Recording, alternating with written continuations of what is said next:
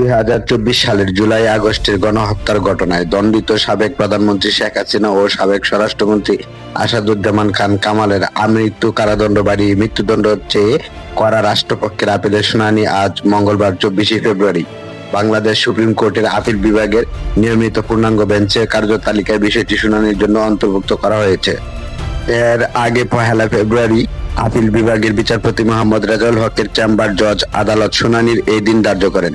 সেদিন রাষ্ট্রপক্ষের পক্ষে শুনানি করেন তৎকালীন চিফ প্রসিকিউটর মোহাম্মদ তাজুল ইসলাম।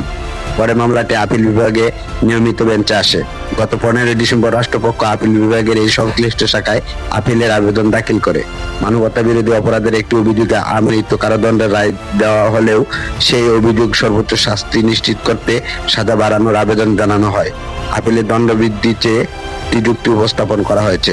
প্রসঙ্গত 2025 সালের 17 নভেম্বর আন্তর্জাতিক অপরাধ ট্রাইব্যুনাল একে অভিযোগে হাসিনা ও কামালকে মৃত্যুদণ্ড দেন এবং অন্য অভিযোগে আমৃত্যু কারাদণ্ড প্রদান করেন। একই মামলায় পুলিশের সাবেক আইজি চৌধুরী আব্দুল্লাহ আল মামুন রাজসাক্ষী হিসেবে তথ্য প্রমাণ দিয়ে সহযোগিতা করায় তাকে 5 বছরের লঘুদণ্ড দেওয়া হয়। 2024 সালের 5 আগস্ট গণ আন্দোলনের মুখে আওয়ামী লীগ সরকারের পতনের পর থেকে শেখ হাসিনা ও আসাদুজ্জামান খান কামাল পলাতক রয়েছেন।